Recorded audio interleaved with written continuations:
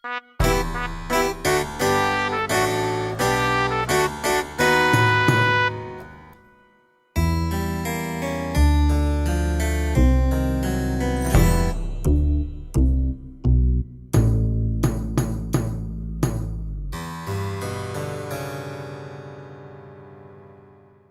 everyone. Ian Hamilton with Good Virtual Reality here, and thanks for giving us your time today.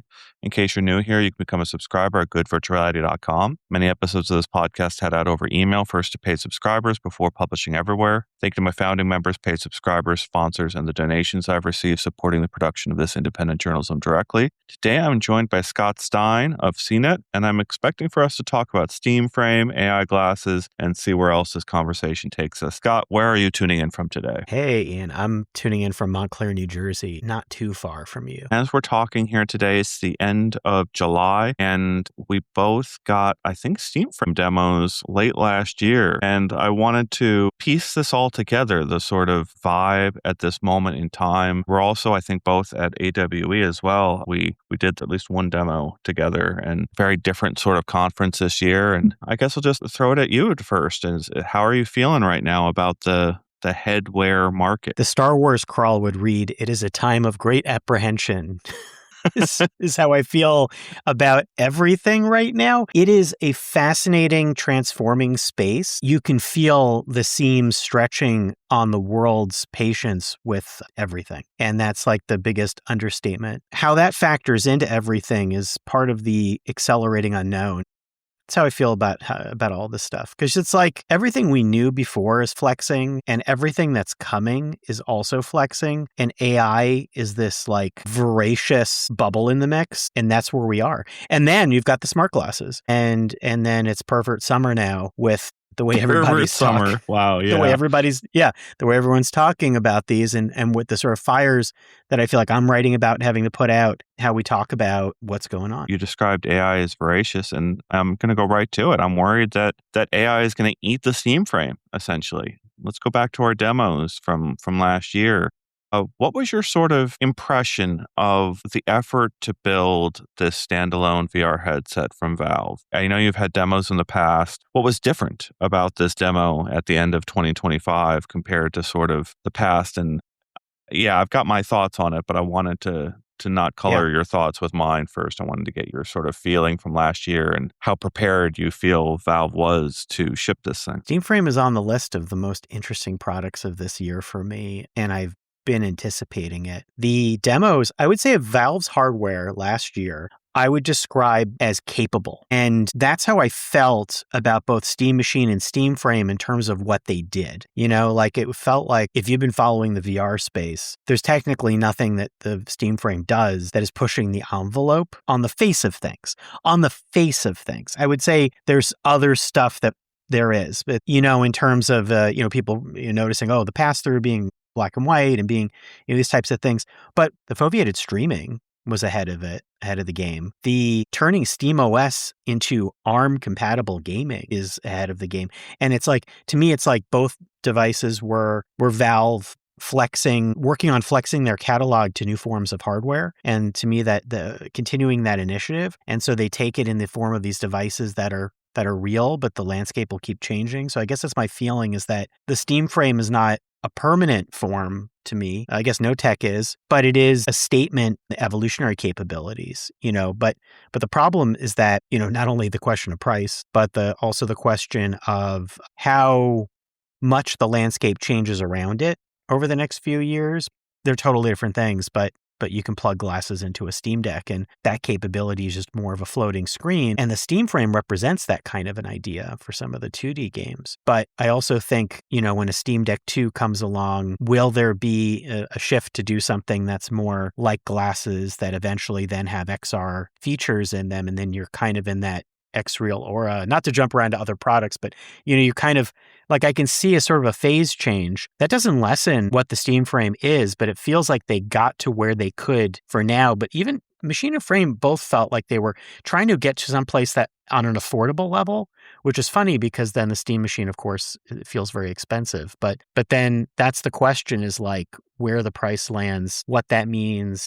And yeah, so it's a number of, I don't know, I just kind of rambled. Plus there's the No, modular element, which is also fascinating, and maybe the off-road element of like Linux in it. there's a lot going on. I enjoyed my demo. I enjoyed the idea of my demo. I particularly loved laying down on the couch at Valve HQ and getting that laid back experience. I do that all the time in Apple Vision Pro, and it's such a much lighter device that I've been looking forward to that experience this whole time. But when they told us our intention is to ship this in early 2026, my journalist alarm bells went off of just like, really? Come on, like, can you really sort of do that? And I don't know where that vibe comes from. I don't know how I gathered that vibe of just, I have this innate sense that it's really, really difficult to ship hardware, right? And Valve knows this. They've done it in the past. They're presenting 3 completely different devices all at once to us. And of those 3 devices, a VR headset is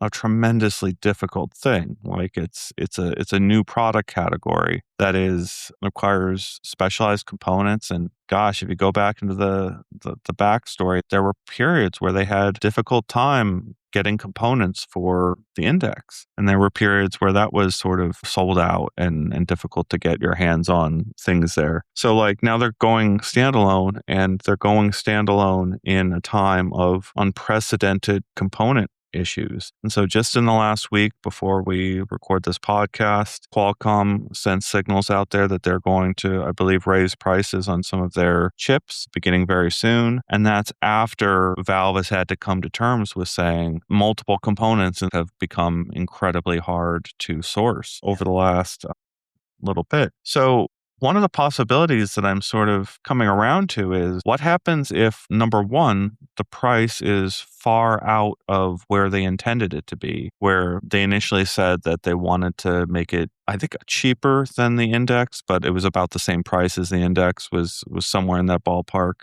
But what if it ends up being quite a bit above that target? And then what if they simply cannot make enough? If the component shortage is just, it's only gotten worse since February, since we originally were expecting this thing to come out, it's just gotten that much worse. So like, what if they're really limited in how many of these they can put into the market? And so like, you combine those two things, price and quantity limitations, 2027 is right around the corner. And there's going to be a new wave of all sorts of eyewear of every shape, size, and form, all coming out with higher resolution displays and different capabilities. Steam Frame might not feel as competitive with some of those new things right around the corner. They had a window here that Meta gave them. Meta gave them a window here where they pulled back, and that window started like 2 years ago, right? Like they haven't shipped anything since the Quest 3S. That window is now closing. If these two things come to pass of it being a higher price than they intended, and also they can't make enough, I don't know what that means for the whole thing. What do they do instead if they can't make enough of these things? And yeah, what do you have to say to all that? Yeah, I mean, I think about what their mission is a lot. They're a different type of company in that the hardware is not essential for them. They're about the platform and Steam, and they seem to price these things in a way that they know they can sell them, and maybe, supply is not the most important thing. And I wonder how much these are, that's the question, is I wonder how much these end up being kind of like limited edition kind of moments in time. That the most interesting initiative that I think is going on for Steam Frame is the ARM chip part of it. You think about, it was a kind of a miracle, it felt like, when Steam games played on the Steam Deck, and then you're getting to a more efficient processor with the frame. And then the idea is, I think, my mind races to all the other things it could potentially run on, which would be like tablets and other handhelds or phones or whatever. And, is that kind of, assuming phones open up globally to allow different types of app stores and things, which hopefully that becomes more of a trend.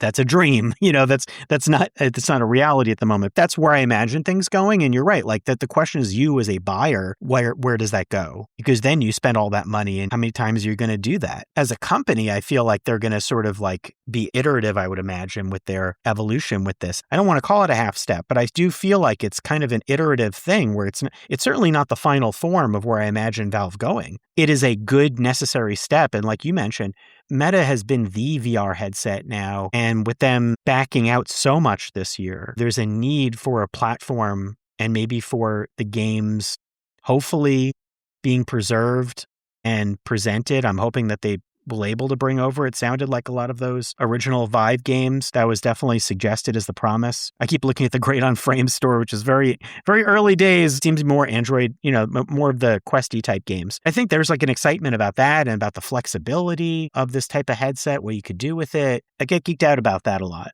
And, but then I kind of think, like, especially as components get weird, like, yeah, maybe it all does precipitate down to trying not to have as many distinct devices as possible. Like, we've already seen the thing of, like, I mean, you've talked about this a lot. I agree with this, the idea of a phone or a puck as your deck, and you have lightweight things or component light that you can use to interface. We're already seeing that beginning to happen. And I think that's where the trend is going to go. There's a little sad thing for my mind about like what happens to the classic VR headset, but I think it's always been kind of a moment in time. And then hopefully they become as easy to operate fluidly. But I think that's where things like whatever Meta is apparently planning to do with their next Quest, which it sounds like they're going to be ready to talk about sooner than later. Like there's suggestions that they're going to talk about it at Connect, and maybe it comes out next year or something. It would not surprise me. It would also not surprise me, like per what we saw at AWE, they're already a very lightweight VR glasses like visory things that are already bridging the gap. And I feel like Meta is going to kind of do a hybrid-y thing with the next Quest where it'll feel a little more like glasses, but not quite. And it'll maybe have a processor puck. I have no idea. But like to get us prepared for that Meta Orion type of vision that they have, which seems to be the model they want. The point being that they're all going to start flexing. And so I think that that's the long answer to saying for Valve, it's going to start flexing too. I feel like for a gaming handheld, it's probably a lot simpler because I think it was a lot clearer blueprint. Gaming handhelds get made in a certain way that hasn't changed a whole lot in the last decade. But the XR wearable space is very fluid. So like you said, I think the fact that they're kind of like grabbing the pieces where they can and kind of like trying to cleverly engineer some solutions to like get out the door is tough because there are a lot of companies hiding their plans. There's still Apple in the weeds, the mysterious, like whatever the heck they're doing on whatever time frame or whatever's going on. But that's the long answer to what you're saying. So it's a lot of questions.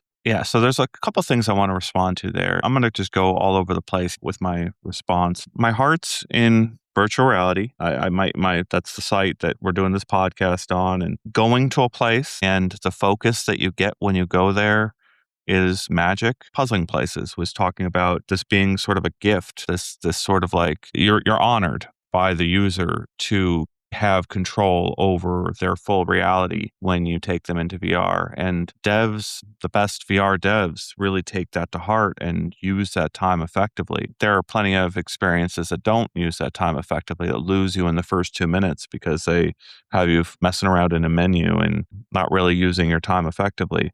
My heart is in this place we go and the possibilities that follow from that sort of optical architecture. Opaque display with wide field of view optics, great head tracking. Then what can we do from there? If that's your basis of reality, what can you do after that? And for years here, I've assumed or sort of bet on the idea that that's the basis of the next platform of personal computing. You and your work that you do at CNET, you take every product for what it is. You examine every one as its own thing. It doesn't feel like you've got any sort of investment in any particular architecture. I've gone on the record plenty of times buying into this idea that this particular architecture, this particular idea is going to win the day. It's my podcast with Raven Zachary, professional in the space, and I just published that one. And I laid it out, this idea that if you remember the iPhone 4 came out with the Retina displays, and the moment that the iPhone 4 hit the market, it opened up a whole bunch of use cases that prior to iPhone 4 were a non-starter. So reading Kindle on your iPhone was basically something you did not want to do till the resolution got up there past what you could really discern. And I believe that future is still out there for VR headsets. We can get up to a certain resolution that it makes sense to read in a VR headset and makes sense to spend significant amounts of time, 4 or 5 hours of your workday in a headset doing productivity and also going to these places. But you've also got to compete with weight. You've got to get heat away from your head. You can't be getting sweaty after 20 minutes of using the thing. Just enormous engineering challenges to make this vision that I have in my heart possible. And you have, it's word salad out there. It's jargon. Yes. Everyone has jargon. And it's what I so appreciate with your writing is you don't You don't buy into that. You write through it, and it's incredibly hard the way you Thanks. write through it with your work. But like at the end It of the is. day, there's two optical architectures for what you put on your face. You have transparent optics and you have opaque optics. And I believe over the span of time, what I just laid out is how opaque optics win. But then there's this. We got to spend a certain amount of this conversation talking about the transparent optics and the types of places you use those headsets and whether those are compelling. And you're wearing the Meta glasses, I think, right now, right? While we're talking, are those the Meta No, glasses? but No. that just happened on a TV thing too. I will forever now because of my glasses choice, people always think I'm wearing smart glasses. It sucks. I don't even know the company. It's like some German Schnuckel. I don't know what it is, but I got them at a store in town. I really like them, but no, I'm not. But I guess that's that's a also compliment because to the Meta glasses because saying that the Meta glasses are thin enough to look like those. Yeah. they really do. The new ones I've been wearing the Scriber Optics ones, and this is in the commentary I'm working on. Is that you know what? They does fit and design wise physically, they have really crossed over to become much more comfortable. If only the user experience and social contracts and everything else had evolved to that level, and the concerns about privacy and everything else, because they are really nailing a lot of the hardware feel, the finish of it. It's not finished, but it's like, but that, goes to your point. Like I do have a dream for where this stuff all goes. I do have an ideal vision. And the way I look at this stuff is all points in time, and that I know everybody's kind of struggling along, and I feel like I'm kind of suffering and fascinated, much like early phones. You could be an early phone reviewer before smartphones and be dead set that you're a phone expert, and then the landscape changes from under you. And if you don't keep changing, then you kind of feel like I'm like in a back in the day type of person. And then I don't want to, and I'm getting older and I don't want to like feel stuck in my ways, but it's a difficult balance, because you also want to say, okay, when it doesn't work, it doesn't work. And you're right. Like it's a very tough landscape, and a lot of places are trying to, to some degree pull wool over your eyes and talk about different jargon terms, and like trying to make fetch happen. Like they sort of are, trying to do that now. The metaverse jargon out of control again, which is frustrating because the metaverse has really real ideas in it, much like I think a lot of the landscape now has really real ideas in it. But when this much money gets in the mix and everybody's rushing around accelerating, everything gets fudgy and fast and loose and messy. But like getting back to the point, I think that with VR, and I'm coming around to your thoughts too about opaque winning, because I actually think I might agree with that now. Although I would say very much, I'm wearing earbuds right now. So I think the earbuds are a great model for this, which is like there's transparency mode, and I can hear the rest of the world, but the buds are in. But if I want to, I'm not going to keep them in all the time, but I could. That to me is the pass-through mixed reality on headsets, but the headsets right now are too big. They're not to be worn while skateboarding, despite the Vision Pro early days. You should not be wearing them outside unless you're in a contained event that knows what it's doing with that, and you know what you're doing with that, and it's got enough walls and moderation and social contracts. I do think that tech will get better and better and better. So the question will be, I like the idea of something that, the early VR headsets paired with PCs, they were tethered to PCs, expansive visuals for your eyes that ran the PC hardware. Then they made the standalone movement, which was to try to get that mobile to detether. But then we've seen a lot of the phone relationship, even going back to Gear VR and Daydream. And then you have some of these ones that plug in because they can't go wireless yet. The power and everything else can't really be brokered with it, and the throughput. My dream would be that you have the wireless earbuds of those things, that you have something that you can wear that has a super high resolution, as immersive as you want it to be. Because right now we're also dealing with limited fields of view for a lot of those glasses and other things. But like something that can really not compromise if you want, or get something that is partially compromised.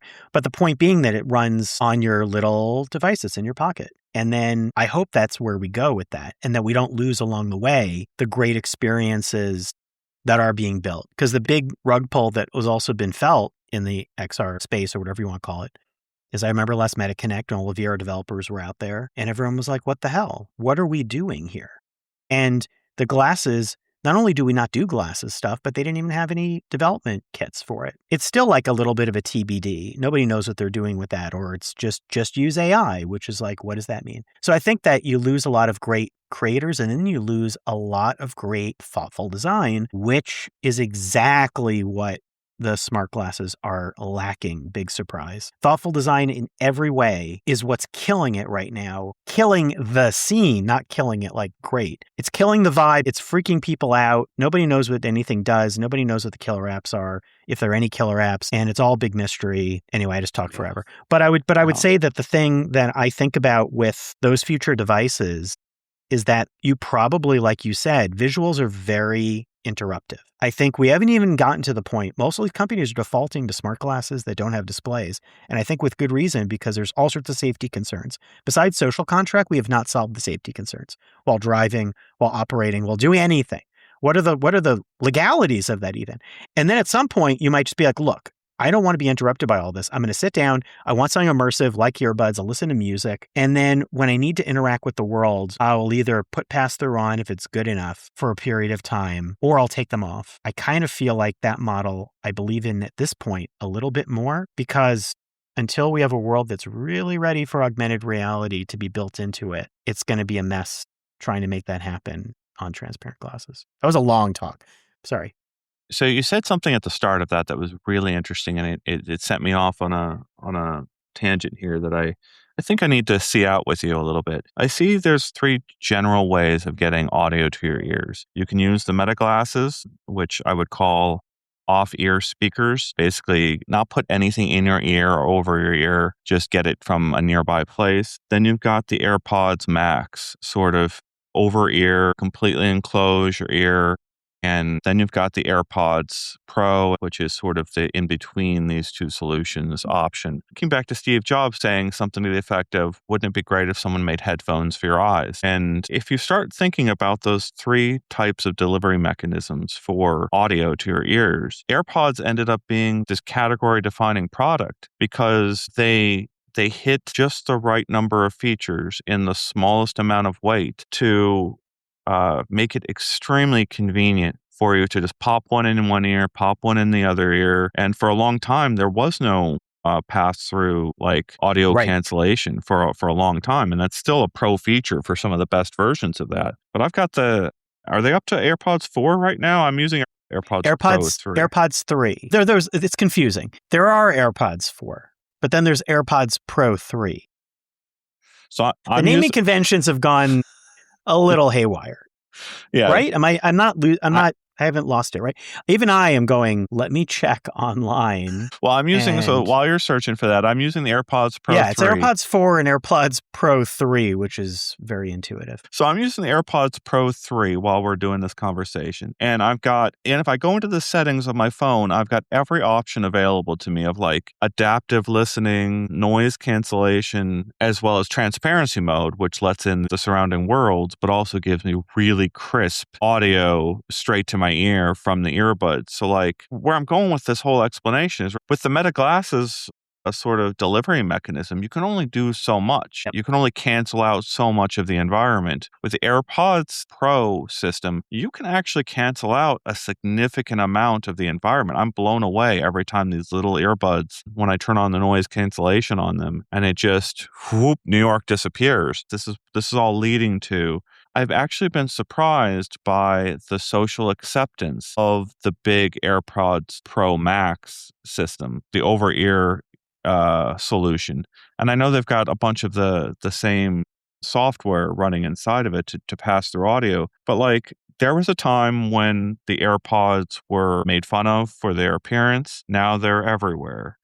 And them being everywhere made it easier for the fully over your ear solution of AirPods to also be increasingly everywhere. And this is all leading me to be like, I go on the subway and I have this habit of every time I get off the subway or get on the subway, I look into the cars as they're going by me because I'm trying to see someone wearing a VR headset or AR glasses or XR glasses. And one time, I did see someone wearing, and I don't want to butcher the model right now, but I did see someone wearing the X-Real class of device on a subway ride. And that was them being able to see the periphery, signaled them from my seat across from the other side of the subway car. I'm like, what model is that? Because I was so deeply curious. But there's this there's this part of me that just the subway ride would be transformed if you had something like the AirPods Pro Max, but for your eyes. If I could erase all these people, and if someone addresses me, the headset can let me know that someone is addressing me. That's already pretty much almost there on the Apple Vision Pro. There's people detection, but there's Exactly. Yeah. not sort of like interaction detection. There's no feature that lets this person know they actually wanted to talk to me. Mm-hmm. But like, I use it on planes all the time. It's the perfect setting for Apple Vision Pro to be like, by default right now, the airline knows I'm a little uncomfortable in this sardine can class of transportation. And I'm actually going to tune out the person sitting right next to me. I'm going to tune out the flight attendant, and I'm going to get real sleepy in about 20 minutes because I'm going to travel to Jupiter. And if someone wants to address me while I'm watching Dune out on Jupiter, the headset will let me know. It feels like there is a path there eventually for the headsets to have enough software to sort of solve this problem, to let me make my commute better. But there's so many social, like the social fear there is actually having the hardware stolen off of my head. It's not actually, no one enjoys their subway ride. I'll correct that. I've had great interactions on the subway ride, but I've had more bad interactions on the subway ride than positive interactions. And for most people, they just want to tune out the entire experience until it's over. There's another version of this. You get on the subway ride and you've got the white light of your Meta glasses on because you're recording your subway ride and everyone else on the subway. And what signal does that send to everyone else on the subway train? So like, this is where I'm going, is I'm imagining these two models, right? There are no VR headsets whatsoever on the subway ride, but there is an occasional transparent glasses, AI glasses with nothing inside of them except capture. And there are occasional people getting onto that subway ride with the white light running and then interacting with others while they're recording. And they're recording before they've said hi to someone. They're recording before they've made eye contact. There's a certain assumption that the VR person who's sitting in the corner of the subway car just trying to enjoy a 20-minute TV show while they're doing their commute is being rude to other people. And it's so socially awkward that no one is doing it. There's this assumption that no one is going to do that ever because it's so socially destructive. But I'm going to suggest that the person popping onto the train with the white light running before even making eye contact or waving at another person is way more destructive socially than that solo person just trying to enjoy their time as a solo person. And it's fascinating that we've got these like social norms embedded in us that are playing a part in our understanding of how this technology is rolling out and how we feel about it before any of these things. Like there's plenty of people out there that haven't had that interaction yet with the white light, but they're learning one day at a time. I went over this multiple times on VR Download, where when I was at Upload VR, of just you would see it in the comments where people would say, the cat's out of the bag. I assume when I go out in public, I'm being recorded always, and nothing's going to change that. And therefore, that is the moral, Meta is moral in doing what it's doing with the camera capture glasses, and everyone is free to record whatever they want in public, and you just need to deal with it. And I would always pause at that sort of, it didn't compute for me. It didn't work for me. That's a heck of an A to B or A to C leap going on there. A to D, maybe. The thing I think about more, when you mention the subway, is that first of all, most people don't want to freaking deal with anyone on the subway. They just want to feel like they're not there. Like I remember looking at the ads on the subway on the ceiling and just going like, take me to Dr. Zizmore's land or whatever. Take me to a place where I'm not here. I just want to look at the screens and signs, anything, because my hands are holding the bar or I'm sitting down. I don't want to take stuff out of my bag and start being that person. I want to keep my stuff. So I just want to keep it low key, and so people just kind of look at their phones. And the thought that came to mind that you just brought up, which is interesting and maybe something that I never thought about this, maybe something that's going on, is that the glasses do so little right now that in a way, taking photos and videos of people is one of the main three things you do. You can't be like staring at your phone with it unless you have the display glasses, and those don't do that much. You have the X-rails and things, you can do that. But if you have something that's more immersive and able to do that, what you will probably be doing on those devices is staying in your own world, just kind of looking at the stuff on there. You will be much less likely to be like, what I really want to do now is capture some random person. It's also a matter of where the interest is. Like, it goes back to the accusation of pervert glass thing, which is like, there are going to be some people that want to do captures of other people without their consent. That's a subset. And I think that's a it gets into a weird fetishy thing. And it's like, I think in the real world, when it comes to people recording with phones, it is Black Mirror-y in that, what's going to be guaranteed? Anytime something weird or out of the ordinary happens, phones are going to come out. Like, any moment, you'll get recorded. If you're doing something in the world, in the city, on a subway, and then the moment starts turning strange, man, someone's going to make that viral. Someone's recording that shit. And that is the world we live in. If you're innocuous, if you are not notable, you're not recorded. If something else pops up, you may very well be recorded. And that's not okay, but that is the nature of, I think, where people expect things to be at this point. That's where a lot of the videos that we watch generate from. That, unfortunately, is the Black Mirror world we're in. That's already been the case with phones. That will be the case with glasses. That just happens. But it's when things are innocuous, you don't get recorded. When you are notable in some way, you do get recorded. And to me, that's a factor with or without the glasses. So in a sense, the pervert glass thing sort of sidesteps the real discussion. And the question that there is an issue about how this becomes a new piece of surveillance tech. But the surveillance tech does exist already in the infrastructure. And the real missing part is a social contract and a better building in of privacy concerns into the glasses, better awareness from people. Because the other part is that the average person, and this is just a reality anecdotally, has never seen smart glasses, I would say. I would say the average person has never encountered smart glasses. Because when I reach my friends and talk to them, they don't know when I'm wearing them, when I'm not, and they never really looked at them or demoed them. And they don't really know what they do. They don't know if I'm recording. They don't know if I've got a screen built in. They don't know if they're showing me a Tony Stark thing. It's back to the Google Glass problem. VR did so many things right in how it rolled out the tech that people probably weren't aware of. One is that there were a lot of chances to demo the stuff. There were years and years of demoing events where there were things with streaming, 360 video, and the Gear VRs were there, or it was a VR arcade, or it was something else. And most people were like, oh, I'll never buy it.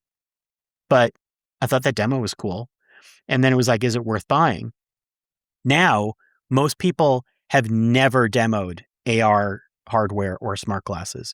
And yet companies are saying, you'll love it, try it. People don't know how the hell it works. Apple still has that problem with Vision Pro because most people have still never demoed Vision Pro. It's such a laborious process to try to book an appointment in a store to do that still, I think, comparatively, because it uses their prescription inserts. It's not a good candidate for popping up at a location-based VR experience or just suddenly popping up somewhere because they would need to fulfill your prescription. That's a missing part. And then so is the social contract part, because in VR, people either stayed at home and used it, or a lot of these immersive experiences and demos had a very well brokered idea of the space design, but people who had a real understanding of immersive experience design, the onboarding, how you have chaperones to help you, how to make sure you're not going to get hurt walking around. Maybe you stay seated. They're so careful with that. And then the glasses is kind of a fuck around and find out, where it's like, just put them on, wear them and see what happens. And you need civic public consideration in design, just like highways or, the way you build anything, public parks. You need to figure this out. Just like now people have built the world for awareness with phones. That stuff will come, but it's no surprise that everybody's now struggling with this, going, what the hell? Because it's cart before the horse. So those are my rants about the whole spectrum, starting with the subway and getting into that. I think there is a space for these things, but people need to understand how and when they're going to use them. And people are going to need to understand how and why they're working. You mentioned on a post about somebody with vision assistance wearing smart glasses. People need to have an understanding and tolerance for that and not call it pervert glasses when that happens. It's like somebody who's got a motorized vehicle or a personal assistance vehicle or has a prosthetic limb, or we're going to see neural devices. The world is going to see so many weird things in the next 15 years, unfortunately or fortunately. It's just going to happen. I'm not trying to be inevitable, but This is the tip of the iceberg. And we're going to need to figure out how to deal with cyborgs. So let's Uh, start. Let's start dealing with that. Otherwise, you ban cyborgism. Some of that will be assistive stuff. And so, what? Now I'm drifting again, but I would say that's a I'm fun sentence to have on my podcast. Otherwise, we ban cyborgism. right. Yeah, And then I there's the love that Cory one. Doctorow, which I'm going to begin reading his book on the. He wrote a commentary for CNET too. His book on the reverse centaur's guide to life after AI. I'm realizing this is going to be an essential read for me because he's talking about how to use a tool deliberately and how to and when versus when the tool is using you. And so it's like we're going to have centaurs of all sorts with assistive tech. And a lot of those will be very good and very helpful. And some of them will not be helpful and will be abusive. But like we as a society need to develop nuanced understanding of that. We cannot be bipolar in the rage cycles with this. I don't think it will benefit anyone to do that. There's a lot of things that I'm going to want to say here near the end of the podcast that we'll see how carefully I weave through this conversation because it's a difficult one. Yeah. You ever seen Star Trek 4? There's a scene Yeah. where Spock and Captain Kirk are on the back of a bus, and there's this punk blasting his rude music on the other side of the Mm-hmm. bus, and Spock gives the guy the nerve pinch to put the guy to sleep, and the music instantly goes off, and everyone on the bus claps, and everyone in the audience laughs. I was actually listening to the commentary on that movie where Leonard Nimoy, the actor who plays Spock, the original Spock, said that was his experience. He actually experienced that. Something like that, and that's how it ended up in the movie. Was how he would wish that he had gone, and how he could use his Spock's powers to make that happen. Obviously, I live in New York, and I hear music all the time, and there will be times when I'm trying to go to sleep, and someone will be driving down the avenue nearby, and they will have all four windows down and be blasting the loudest music you could possibly imagine at midnight or 11 o'clock at night. I'll go down the street and there'll be some folks with boom boxes or Bluetooth speakers that are just blasting music. Then there's times on the subway again where there'll be folks with the sound up blasting an Instagram feed or a video that they're watching, and they just have absolutely no care in the world for the people around them. There's a certain amount of rudeness that's inherent to some of that. There's other times where that music could actually give me a bit of a vibe. Like, I actually enjoy hearing that music. Wow, you're not blasting it so loud, and it's cool to hear that song right now. You just gave me a little bit of a radio out and about and gave me a song that I hadn't really expected. I guess where I'm going with that is I'm always trying to empathize with everyone. I'm trying to understand, why are you doing this? And there's a certain amount of mindlessness where the person just has given up on society. Like, society has failed me, therefore I'm going to aggravate everyone around me. There's a different version of this, which is actually I want to entertain the people around me. I want to sort of give a vibe to the people around me. And I appreciate that sort of effort. Let me bring this back to a couple examples that I've encountered with the glasses. When I got the display glasses, I ran around New York trying to get the only pair of display glasses that were left at the Ray-Ban stores on launch day. I spent one day with them, and then I immediately shipped them off to my colleague. I sent it off to him in England to review the hardware. But during those 24 hours, I went to Central Park.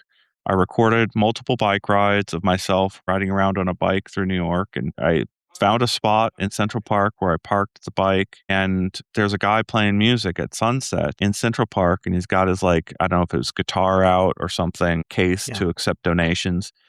And I'm realizing this is a great chance to use the framing ability of the new Meta Band and the glasses, and, like, let's see if I could frame a shot and zoom in on it a little bit and film this guy. I realized that this is a public performance and this is a guy seeking money. And so I walk up to him and I offer him $5 to record his music in Central Park. Can I record this if I give you $5?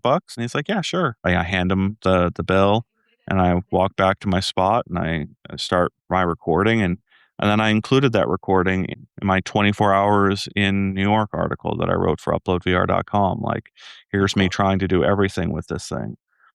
And yeah, sorry, go ahead.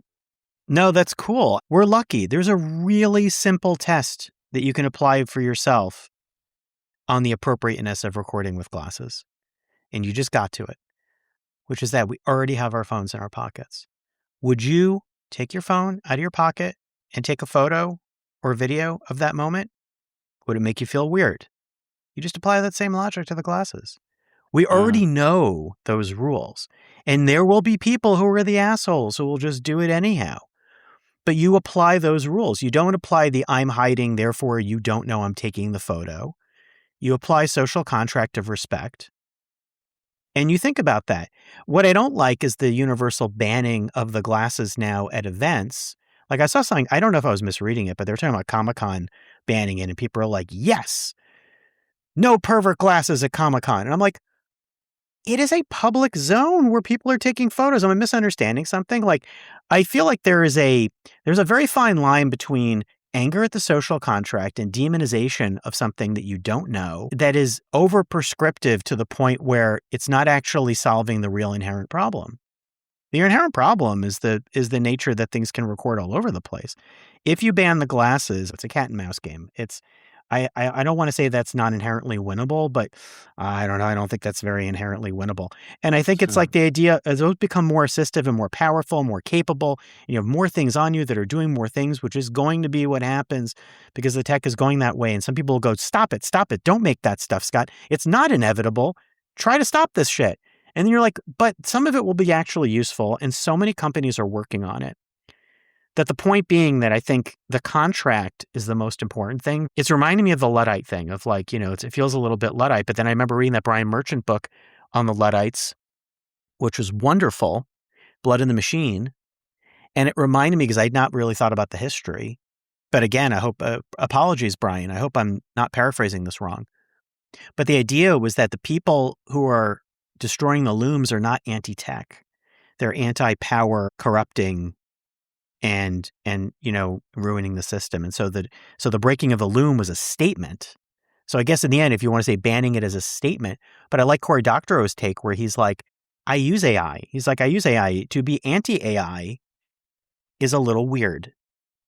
And that the problem now is we are in a difficult situation where everything is bifurcated. You are pro-AI, you're anti-AI. Everybody wants a stance and a hill to be on.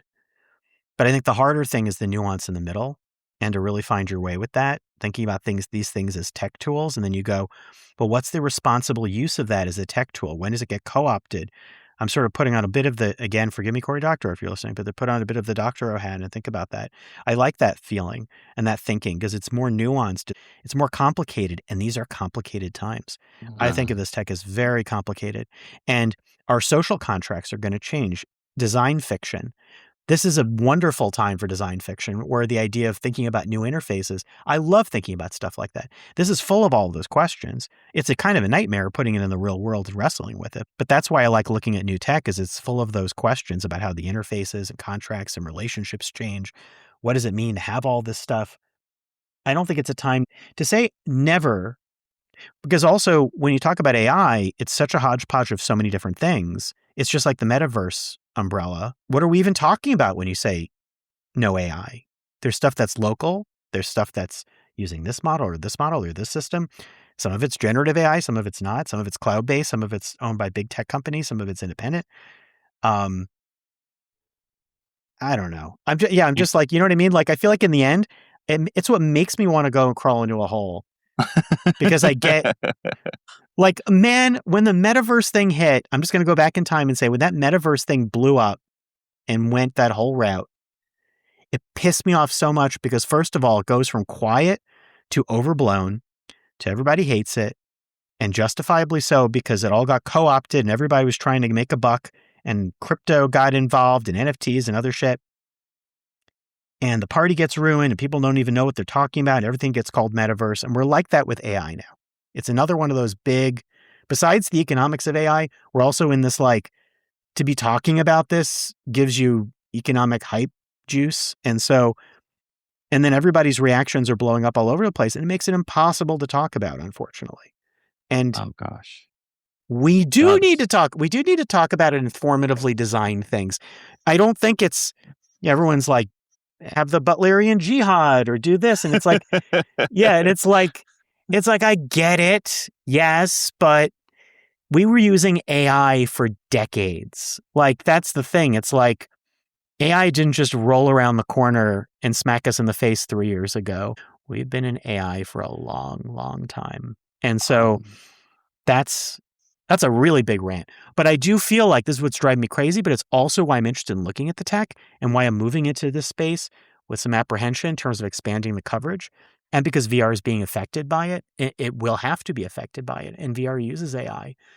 But I, I yeah, love it. You got me started on one last thing that I think we need to end off on here on this conversation here. But I feel like we could talk about this for hours, and we probably yeah. should talk about this for hours we could talk because about no it one more. is talking about this. Because I mean, at the end of the day, I don't think you or I have any answers here for how.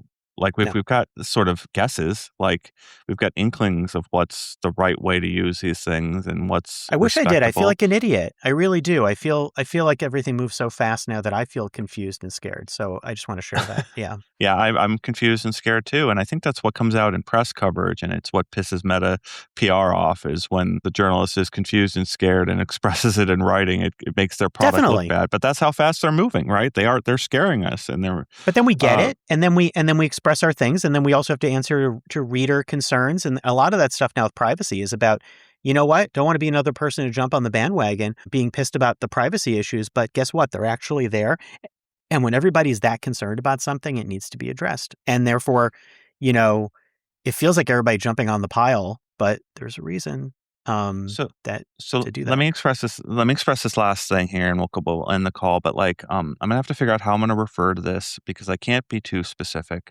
But I just did jury duty here in New York, and it was eye opening on multiple fronts. I go to my first day of service, and they've got a sign up at the metal detectors that says Meta glasses are outlawed from June 20th of 2026.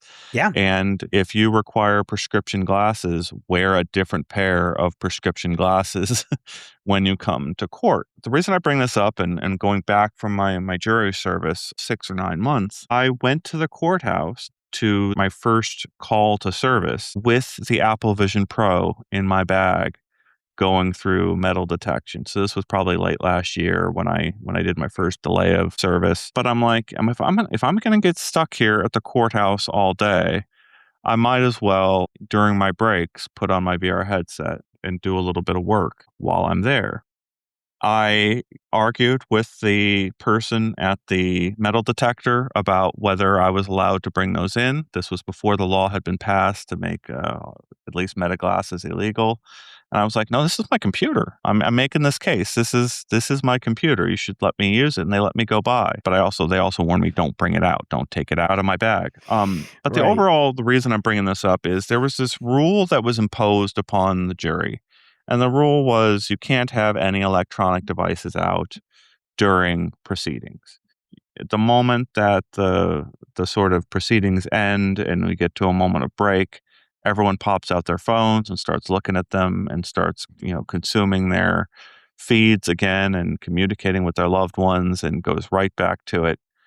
And those were the moments in which I imagined using the Vision Pro when I took it originally Yeah. to the courthouse. Was like, yeah, I'm only going to pull it out when it's sort of socially appropriate to use, or when like there's nothing important going on. It's similar to a laptop. It's similar to a phone. It's related to all these things. It has all this other stuff.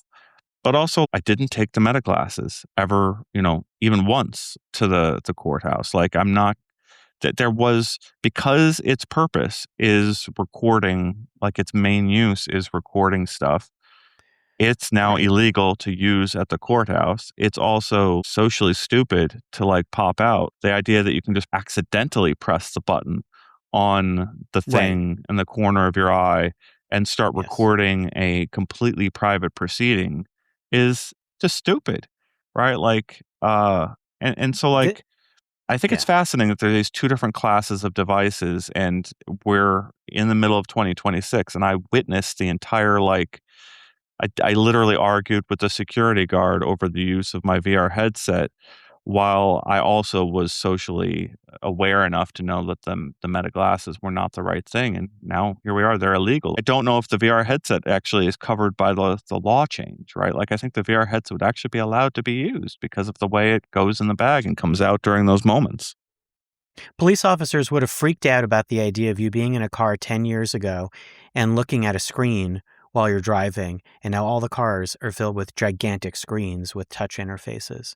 And the the thing that annoys me is that a lot of stuff in this world becomes very reactive, and then people move in herds to kind of adopt things and change. And then I understand the idea going on with the court, but it's interesting because I would apply the same logic in the other way, which is that you could sneak a photo in a courtroom. I could wear a microphone that could record the proceedings. If they found out, I would be in a whole world of crap. That would be Yeah, that's a illegal, and felony, I think. Yeah. it would be a really, really bad situation. To me, there's a missing social contract too in the promise and the trust in wearing such devices. The fact that they get universally banned, just take them off and you go, well, I'm not recording with them. There needs, I think, to be an extension of trust to say, you better not be, because if we find out that you are, it's jail time, it's a fine, it's a felony, whatever it is, and people go, I won't do that. It's the same thing that keeps people from, like, you could just be running recording on your phone, which has a great microphone pickup. Like, you could be recording everything in your life. Like, again, I'm not trying to, now it's not like a defender of the glasses, but the point being that you can ban the smart glasses. That's fine. It doesn't solve the inherent question at play. The fact that you had to, when you said, oh, it's a computer and they let you in, it's like such a fuzzy thing. And people get freaked out because they don't know what these things are. And it's the failure of Meta. It's the failure of these companies to not have explained it, to have unleashed these in the world as a fun little thing that kind of just popped up that nobody really had a conversation about. And then, like you said, like when you start having that, then it's like, what the hell is this? I don't want that. Get that out of here. I started thinking in the last few months a lot about agency and loss of agency. And to me, that's like when I therapize myself, or like I talk to my therapist, or I do meditation, what stresses me out is the loss of agency. When I start feeling agency, I feel better. And I'm starting to think that's like a universal thing in a lot of different ways. Mm. Like the centaur that Doctora talks about, when you apply agency about the things you use, you feel good. When you feel like you've lost your agency, you feel bad. If you feel like you're being surveilled, you lose agency. You don't, nobody. And so I think there's so many things that apply in this type of a sense. People get scared and people get reactive when they feel like they can't control the situation. They want to shut it down. And so I don't know. I think there's a lot of stuff to think about with this empathetically, agency wise. People go, why does you have to have these in the world, Scott? And it's like, to me, it's like, I get that. But there is a path towards the future VR headsets, toward the world we want to get to, or you want to get to, that is like computers that are more fluid, assistive devices that are more fluid, all sorts of interesting opportunities that could be popping up that will be using things like this optionally. And I want a world that can like function with that and figure that out, because there are positives to the tools, just like there are positives to AI when really used correctly and responsibly. We're moving in too fast and too irresponsibly now to have taken the time to thoughtfully develop how to be using these things. So I think that's the core.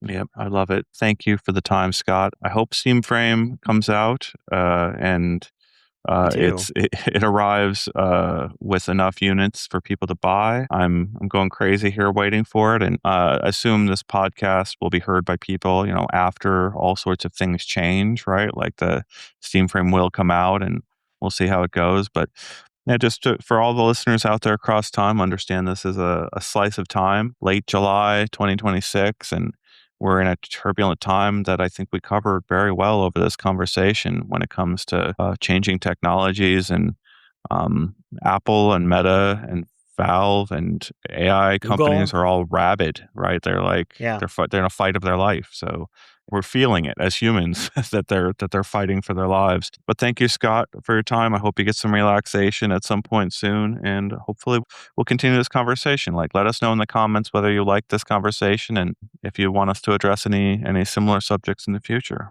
I'll talk to you later, Yeah. Scott. It was great to talk to you, Ian. We'll chat more sometime soon. Thanks. All right, I'll talk to you later. Bye.